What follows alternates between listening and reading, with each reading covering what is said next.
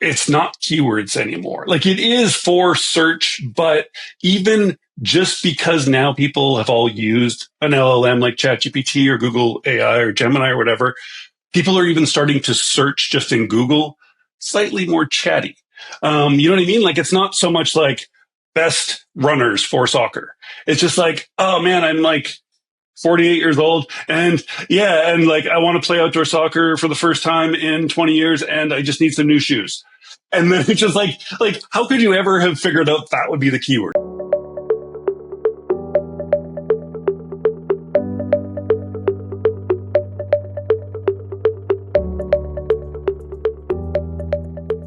Hi, I'm Mike Pincus, co-founder of Connect CPA and your host at GrowthTales. Today's guest is Jon Nastor, who is a multi-talented entrepreneur and seasoned podcaster. Jon is the creator and host of Hack the Entrepreneur, a business podcast he launched 10 years ago, which grew to over 30,000 listeners per episode and surpassed 500 episodes. Today, Jon is on a different path as the co-founder of Digital Commerce Partners, or as we like to call it, DCP, which he launched in 2020 with a content-focused SEO agency for D2C e-commerce businesses. I really enjoyed my conversation with Jon, and I hope you enjoy this episode. Hey, Jon, thank you so much for joining me today on GrowthTales. Ooh, thanks for having me, Mike. It's my pleasure. I'm a big fan of your work and the fact that you've been involved in a couple of businesses where I want to start at the very beginning and talk to you a little bit about Hack the Entrepreneur, because I'm not a seasoned podcaster, but you are. Okay. And so I wanted to ask you, how did this all start off with podcasting? And then we can get into Digital Commerce Partners and your current business. But can you tell us a little bit about Hack the Entrepreneur? How did you become a podcaster? Sure. So Hack the Entrepreneur started, I don't even know when at this point, but actually it was about 10 years ago. About 10 years ago when the idea came, I was in a business called Velocity Page at that time. I was starting, it was like a WordPress plugin business. And I ended up at a conference, a very small conference, like 25 people in the Philippines, like a business conference. And there at the conference, there was like a mastermind sort of day. And each person had a hot seat. And at that conference was a bunch of podcasters from then, like Pat Flynn and John Lee Dumas, who were like the big podcasters at the time, and then a bunch of others around there. And I was just talking about my business and how do I get traction and get out there more. And everyone's just like, you need a podcast, man. You need a podcast. You need a podcast. And it was funny. And I was like, the last thing I could ever imagine doing, I said, is like having a podcast. I said, I'm a drummer, and anytime I've even heard my voice recorded when we're in the studio, I've always just cringed at it. They're like, no, I think you'd be really, really good at a podcast. So anyways, I went home and I decided, all right. And so I just followed some basic steps that they told me to follow. I lived in Thunder Bay at the time. I don't know if you know where Thunder Bay is. Of course. Thunder Bay, way up north. It's like 100,000 people. Just little place. And just in my basement, I decided to start a podcast. Came up with a list of 20 people I wanted to guest. Came up with questions, what I sort of thought would work. And I just started it. Just started sending emails to people and started a podcast. That, as I've said, it took off fairly quickly. I mean, I was just always thinking like, okay, like I actually didn't know, like maybe, but I remember when the first 1,000 people listened to it and it was like, whoa. And it ended up growing to within the first year, I had 30,000 listeners or so for every episode, which was small compared to some of these guys who had taught me, but still like, whoa, this is like approaching like half the population of my city I'm in right now, which was wild to me. And then it just sort of grew, and I kept going with it. Sponsors, everything came. So I just like ended up just 100% focusing on that, and grew it for years. It's like a business came around it. So I put out a book, put out some courses and stuff. But the interesting thing that came from it, I would say, is like relationships of people that I met, which now Digital Commerce Partners actually came from that original list of 20 people.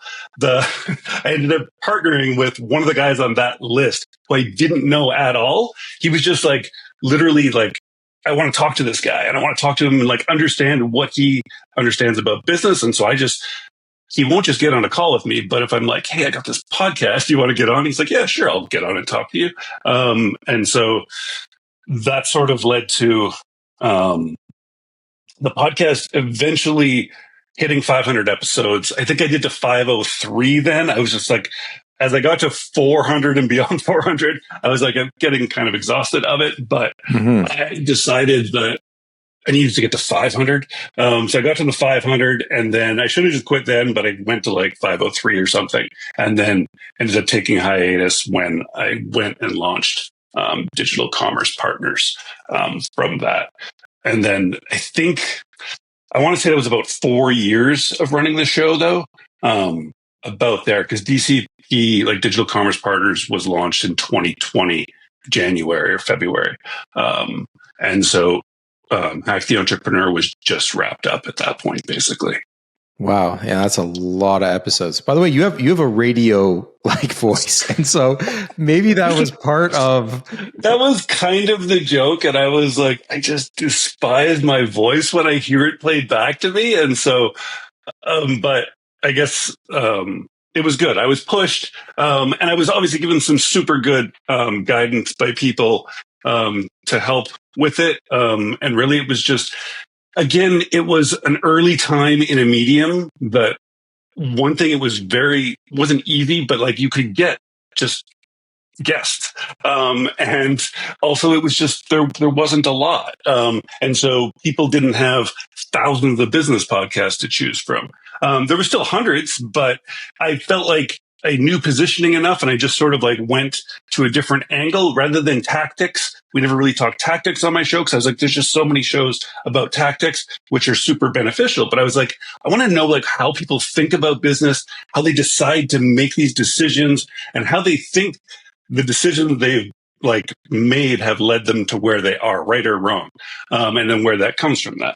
Now there's tons of shows based on mindset and there's books around it and everything. But at the time it was kind of unique enough that it just resonated with an audience and the audience kind of took it and pushed me.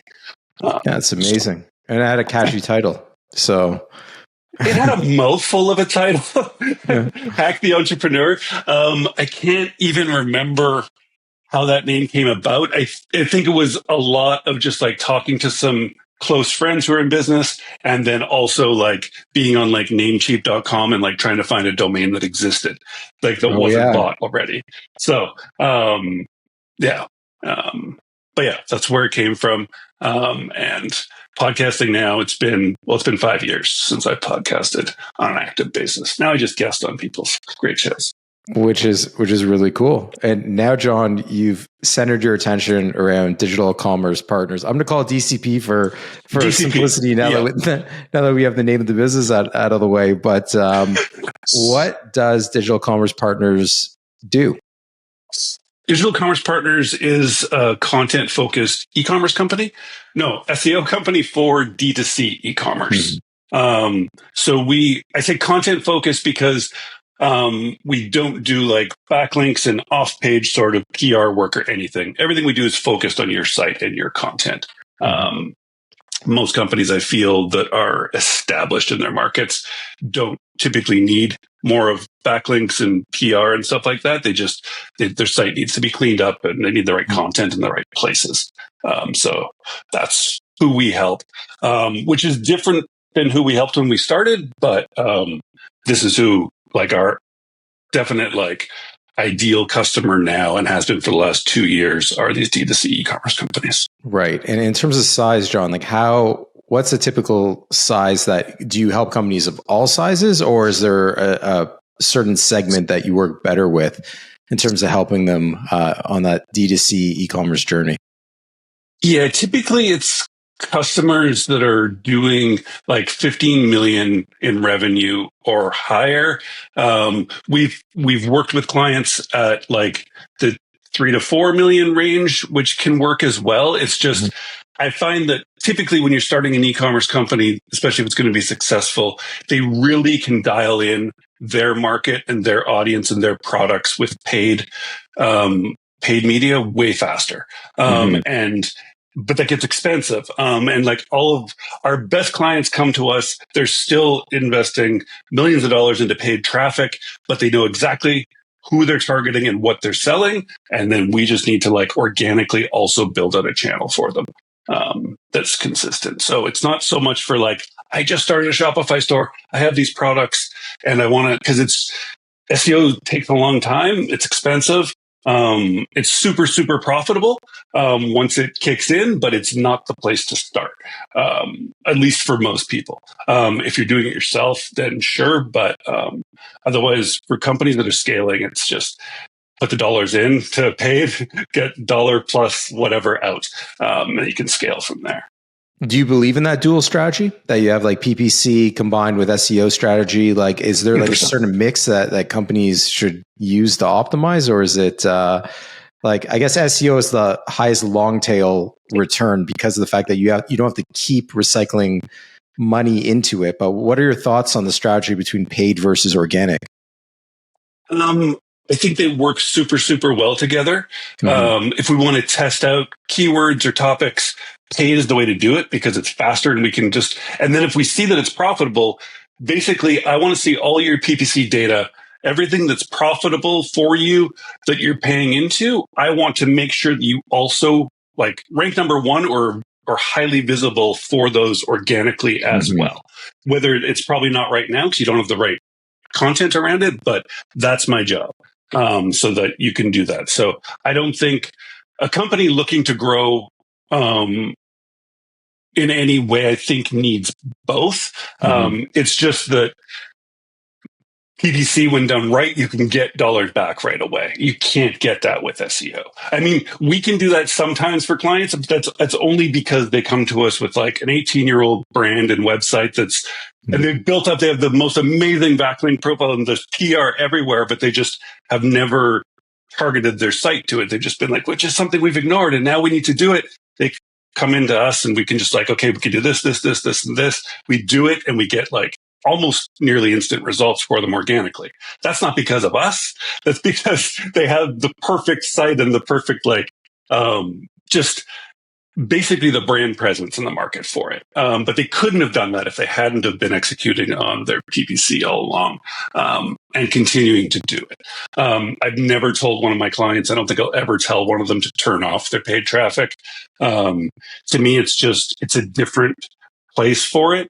Typically organic traffic, our job is to really target in your non-branded search. Like your branded search, when somebody's searching for your company or your brand, they should just find that without an SEO expert helping. There's something really wrong with your website if they can't find that. Mine's to get non-branded search. So say like it's a dress company and somebody's looking for like linen dresses for spring or something. They should be able to find your brand, and then paid traffic will probably retarget those people back to when that person's finally done all their research. They're like, oh, right, that company, go back and buy it. So they just kind of work hand in hand.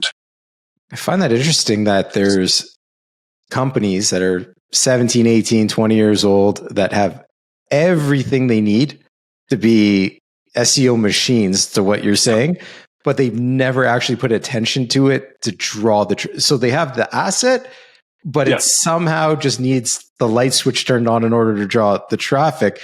How many companies do you think there are like that, where they have PR, they have content, they have all these things, yet their traffic isn't optimized because they just don't know how to attract the actual traffic to the site?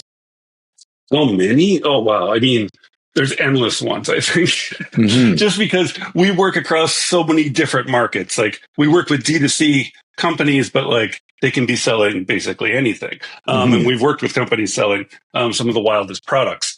And our ideal clients come to us. Typically 2 or 3 clients we have right now are all 15 plus years old, their sites, when they came to us. And that's what it was. And it wasn't so much that they'd never done it like they had done it maybe sporadically through the years, or they did it last like a few years ago, and then things just the company grew and that part fell off, or else they might have some internal people working on it. But something I find happens a lot is that people end up like setting up their site and even setting up like collections for different products on their site the way they think about them and discuss them internally.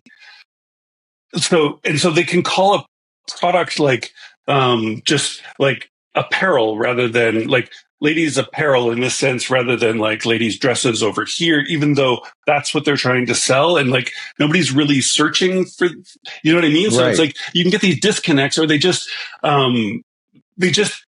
you get so caught up in your own business and discussing it with your team.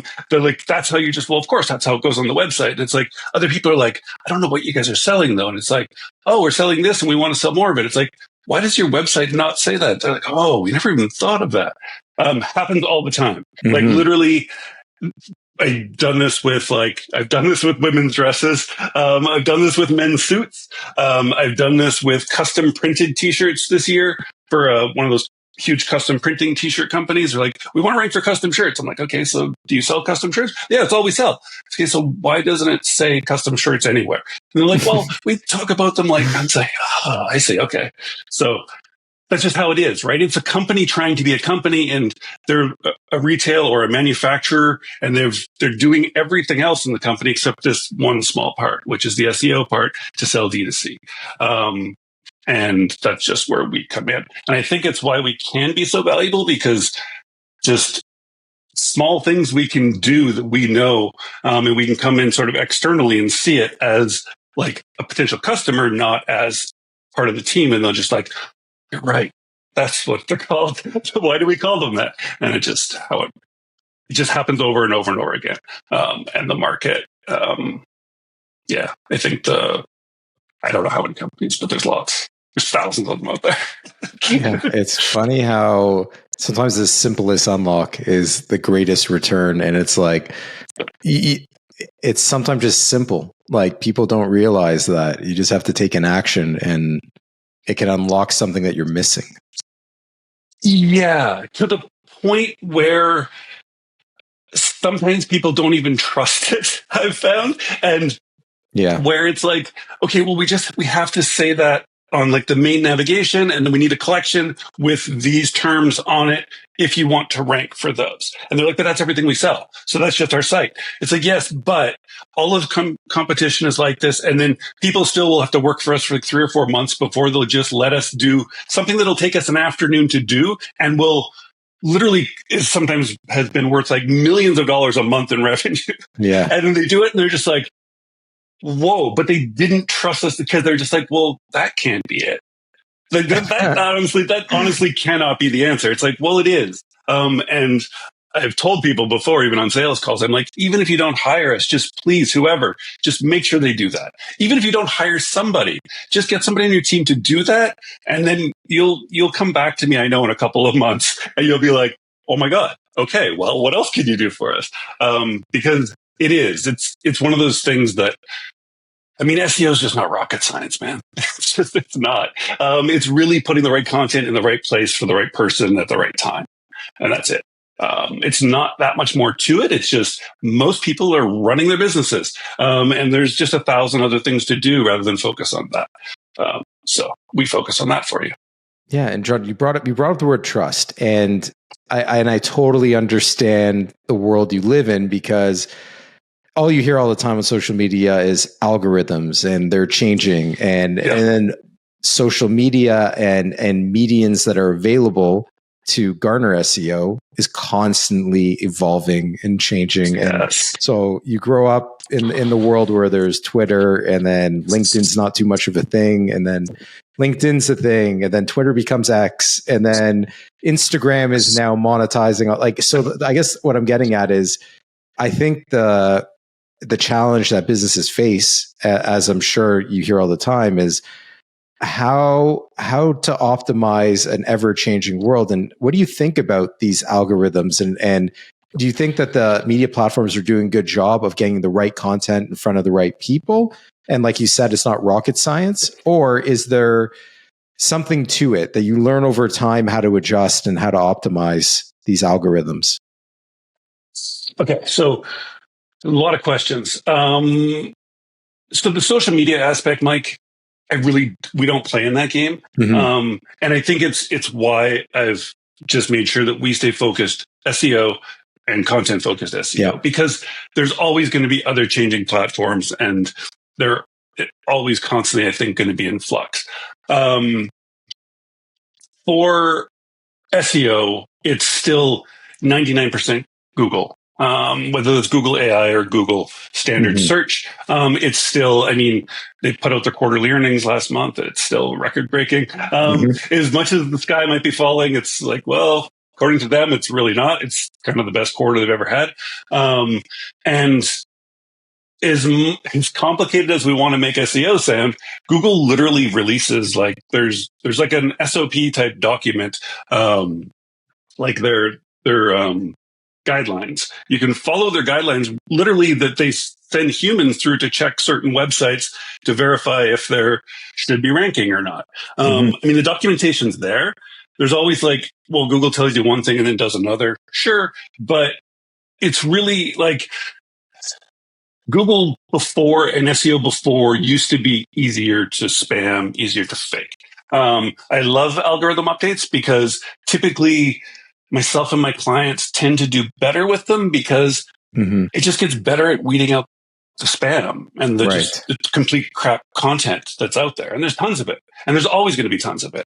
And then that's a whole other thing with like LLMs and ChatGPT and stuff that they're now going through, like thinking, oh, maybe we could just take over Google search. And then all of a sudden, all these SEOs and marketers move in quickly and like, whoa, we figured out how we can like instantly get our brands to the top. And it's just, there's like decade and a half of like spam filtering, basically, that tens of thousands of brilliant engineers at Google have like worked through, that have made it so that typically the better content should show forward. But that's also based on like your brand and all these other things as well. Is it the best like content that you always see? No, not necessarily.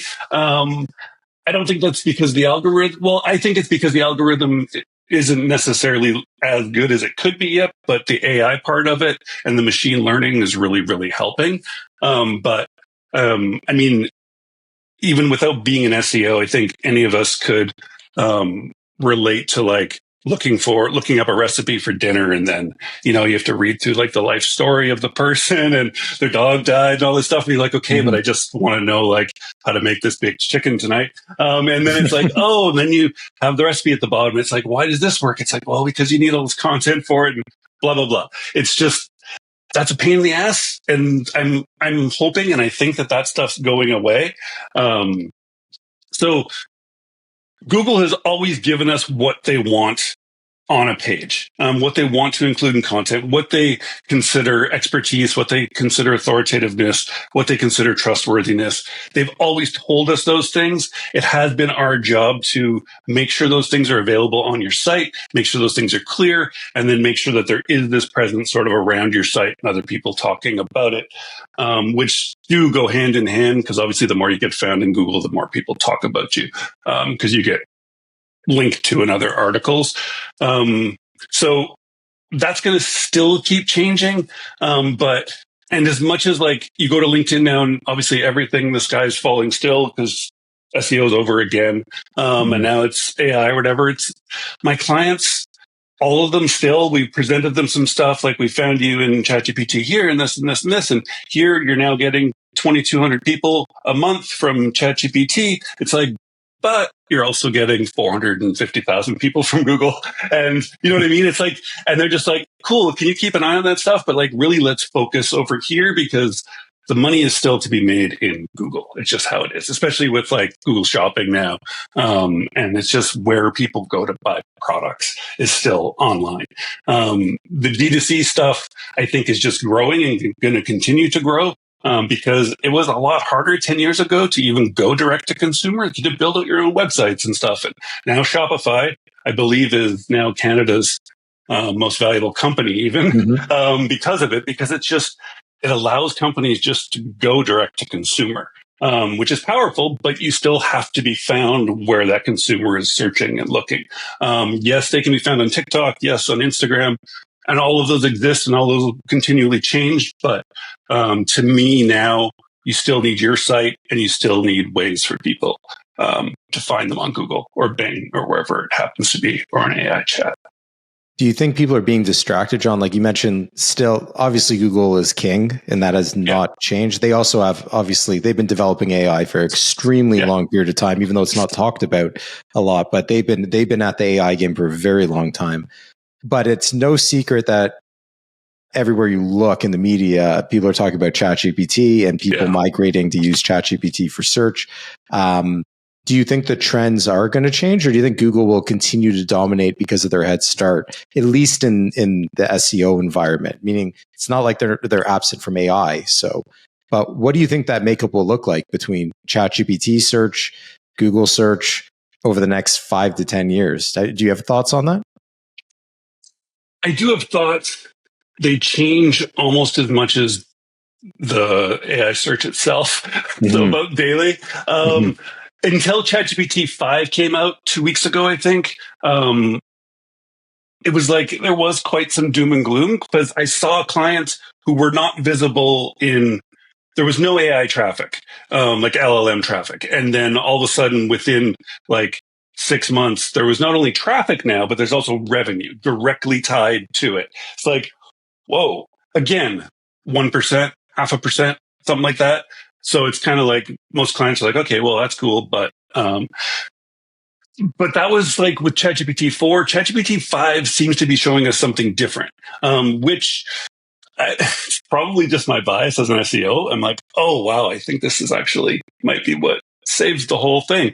ChatGPT 5 seems to be going smaller. So it was like this growth, right? Like they're all building data centers and everything. We need everything bigger. And it's funny because after ChatGPT 5 came out, there's all this pushback about it and stuff. Cause it's like, I feel like there was maybe this, even I got stuck in it where my best analogy I can think in my head is like watching like old sci-fi movies and like computers that were like buildings and stuff. Cause what's a faster computer? It's obviously bigger and it's got to just continually get bigger. And I feel like maybe I felt that for LLMs as well, where it's just like, but it's going to contain literally every bit of information ever and every bit of reasoning ever. And it's just at your fingertips. And now ChatGPT 5 comes out and it gets smaller and they get rid of a whole bunch of data because they're just like, no, the point of an LLM is reasoning. It's not to control and have all the data and all the search. We have search engines that are amazing at it and we need to be able to access those. But like this should be a tool that can access all your other tools and data that you want. But it shouldn't always contain all of that at all times.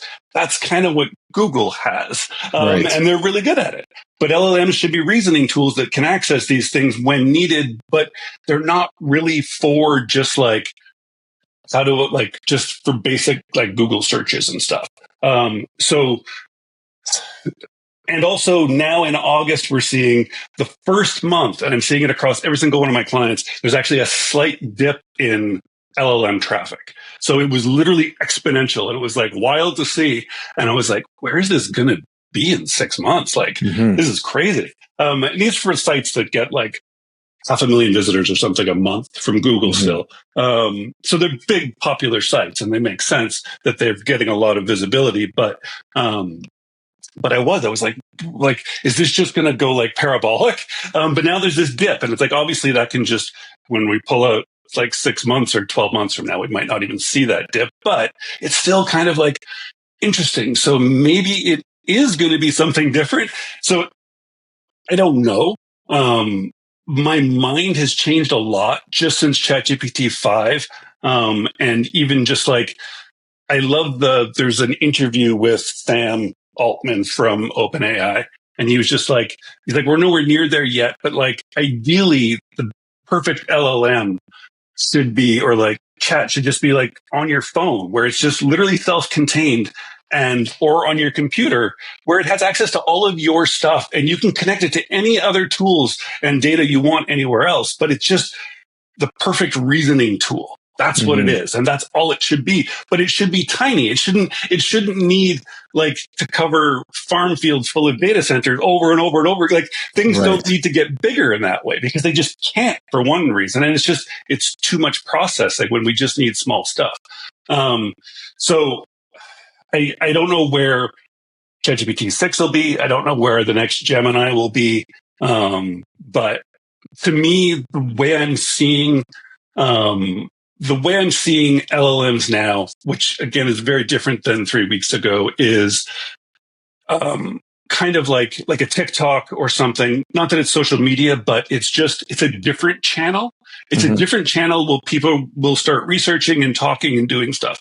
Like there are markets where people really don't go to Google and find those kinds of things. But TikTok, people search things like literally for local businesses and stuff on TikTok. I don't use TikTok, but that's what people do for certain markets, and it works. It's like, does that mean that like the D2C market or this doesn't exist anymore? It's like, well, no, it's just there's different channels people use for different things. And if you want all of those groups of people, then you have to go to all the different channels. But if you just want certain parts of them, then they can be found. And I think from Google's like earnings even and like showing the data from last quarter is like people aren't using Google less. People are actually using Google still a bit more than they used to.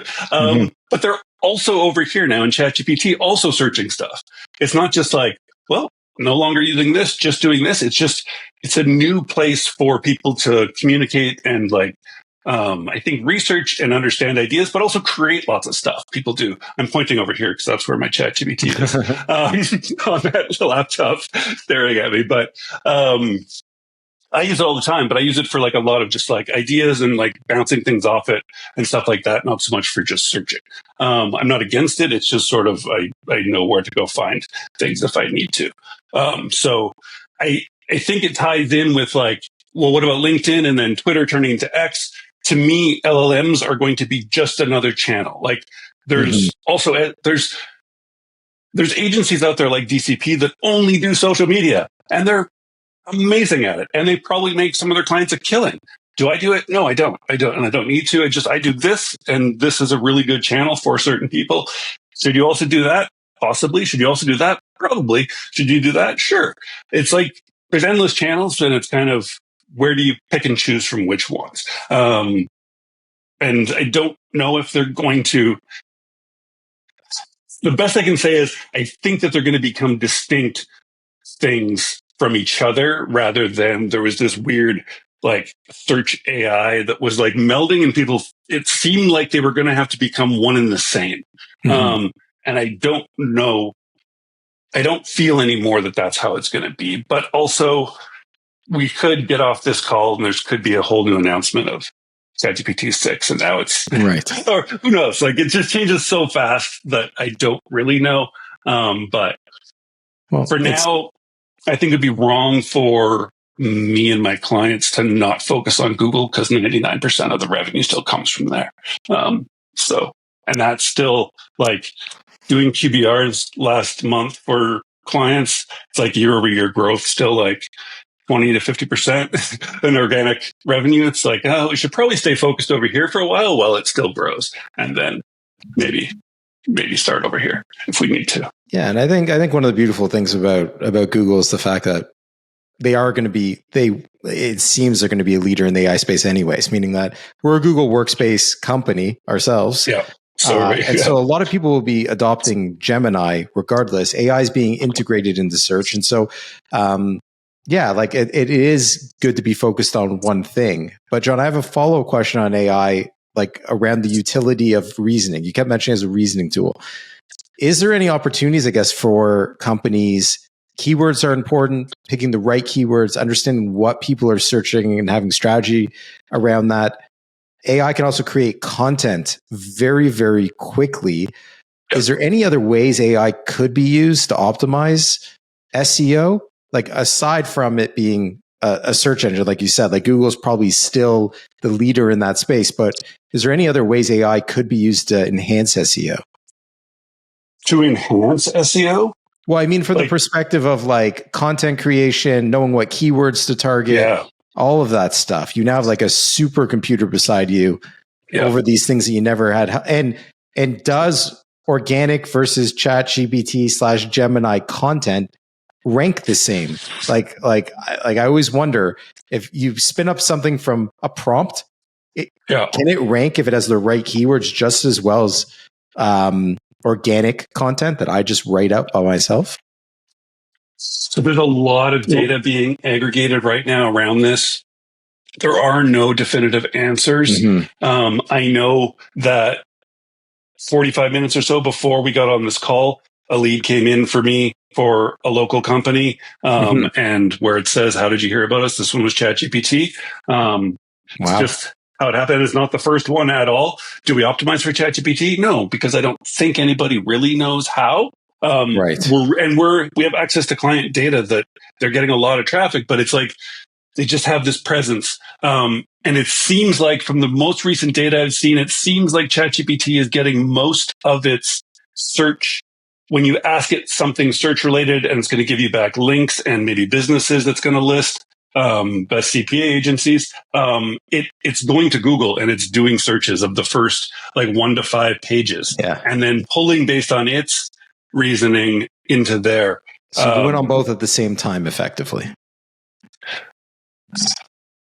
I want to say yes.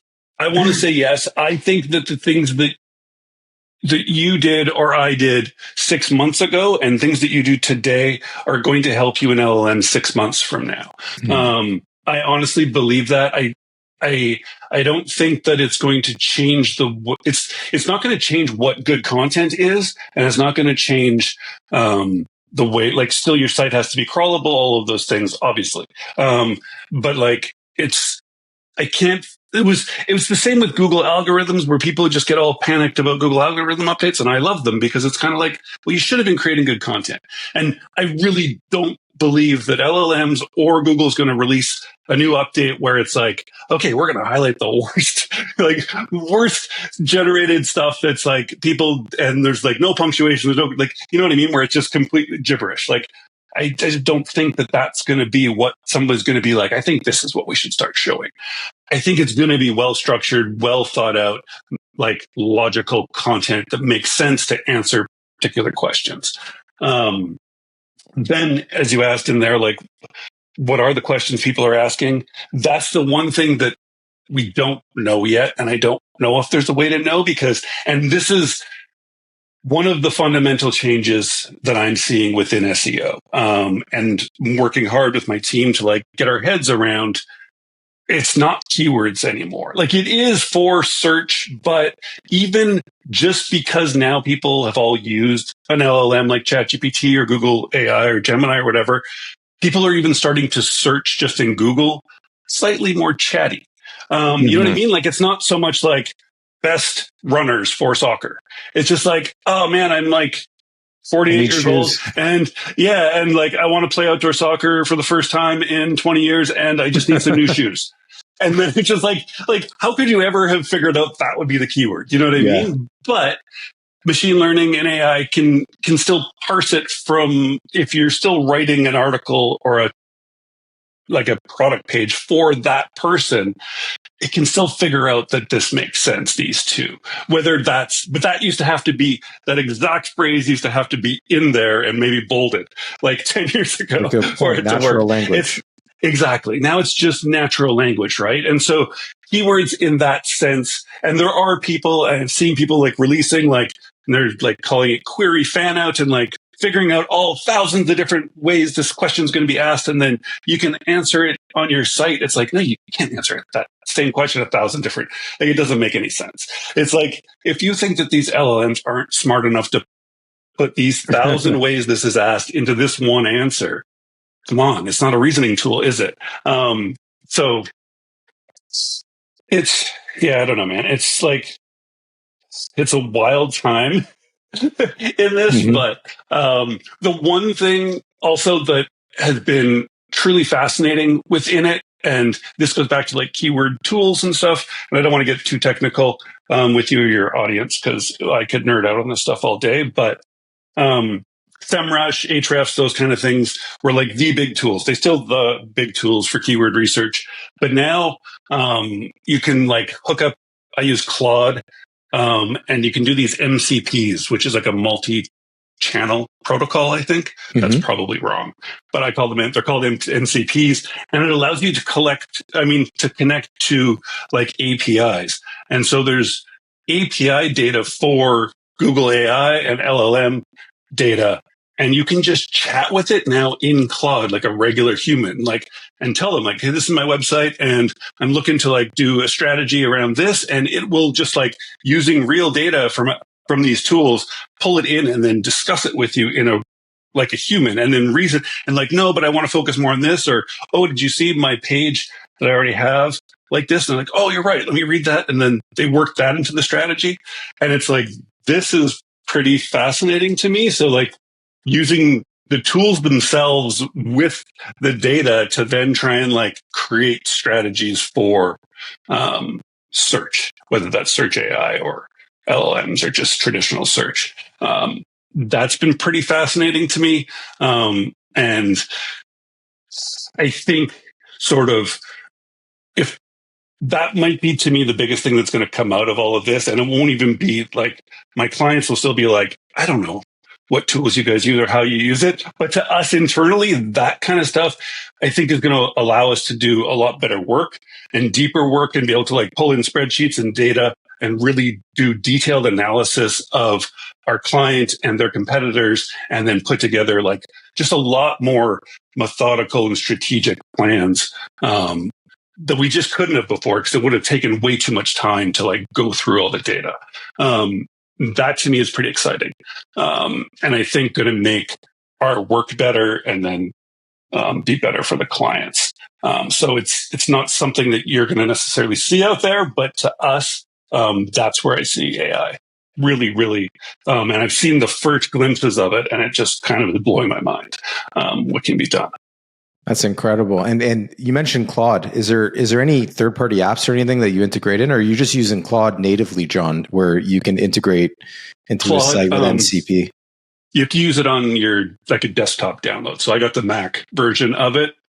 Otherwise, I can't connect it to MCPs. If you do it in the browser, it doesn't. You can use it in the browser once it's connected, but you have to get the app first. And then I use Data for SEO. So dataforseo.com. They've been collecting data for more than a decade now, and lots of other tools use their data. And I was always wanting to use it, but it's just like, here's a list of 21 different APIs. And I was like, I don't know how to work with APIs. And then all of a sudden I got an email like, oh, here's an MCP. And I was like, what? And I tried it, and it's just blows my mind, because you literally don't. It's an MCP just lets Claude now talk to the APIs the way it's supposed to without you having to do anything like that. You just talk to it like a regular person. It tells me that it's connected to like 42 or something different APIs of Data for SEO, my Claude, and I just like can talk to it about that. I don't even have to mention Data for SEO. Just if I'm talking and it happens to come up with keywords or certain data points, it'll just be like, okay, I'll use Data for SEO API, pull it in. Which is pretty wild. And again, shows that to me, that whole ChatGPT 5 of like, make the tool reason really well and just work with other tools really well. Don't make this everything else. Yeah. Then it's just, you know what I mean? And I mean, which again, I'm probably just like putting some of it onto myself. Like, I feel like that's how I even just think about DCP. It's like, of course, there's PPC, and it's amazing, and you should do it. Well, why don't you do it, John? It's like, well, because that's just not what we do, and I don't want to do that. I want to do what we do super, super well for our clients. I have people I can refer them to who do social media, who do like, you know what I mean? If they need PR, all that stuff. And it's like, yeah, but you're an SEO agency. You should do that stuff. It's like, no, I shouldn't. I should do what we do and do it really, really well, because I think we're some of the best at it for the right audience. And that's it. And we just don't need to do that stuff for them. And so I love that tools, as powerful as they are choosing to maybe go in that direction where they do this one thing, the reasoning, but then they just interconnect rather than try and build one monolithic tool themselves that kind of half-ass works. Yeah, and I think you've given great advice over the fact that creating great content, doing the right things, one way or another, it's all going to work out, because if you put in the work and you're doing the right things and you're targeting your customers, it's going to fall into place. I mean, algorithms aren't designed to hurt you. They're designed to help people find things. And I know we're running out of time here, Jon, so I wanted to actually just ask you, so for digital commerce partners, for D2C brands that want to find you, what is the best way to find you or connect with you? I mean, I would say come to our site and just check us out. Check out some case studies, see if we're aligned with you in our thinking. Digitalcommerce.com is the site. And then LinkedIn, I do like to, that's probably the social media that I use the most. Mm-hmm. It even gets tiresome for me sometimes, especially being in my market and hearing a lot of it, but I am on there quite a bit. So you could track me down there and just ask me some questions, or else just stop by the site. And yeah, I mean, even if you don't feel like you're quite ready for us at whatever level you happen to be, you can still contact me through there, or just email me my name at the site. Happy to help people working through even getting to that stage. We have a bunch of even free resources we can give to people to like help them with their Shopify store or whatever and get going. My job, like, I can't help everybody. It's just how it is. We don't try to, but I do try and help as many people as we can. That's amazing. I wanted to thank you, Jon, for joining me. And obviously you're on the up and up, and you have a pulse on so much going on in this space, because it is an ever evolving space with AI, with Google evolving, and the fact that you're helping companies of a significant size navigate that landscape. And I think it's really, really cool. And you have a lot of experience with it. And so I do appreciate you joining me and adding some like authentic color to this, because a lot of people, they hear a bunch of things in the news and they think things are bigger than they are with an LLM, but they don't actually see the data, and they're not actually working necessarily with bigger brands where they can see large degrees of traffic where they're actually going. And I think you created a lot of clarity for people that maybe have a misconception over what's driving traffic currently and where things are going. Right. That's awesome. This has been fun. Thanks so much for having me. Yeah, thanks so much, Jon. Take care.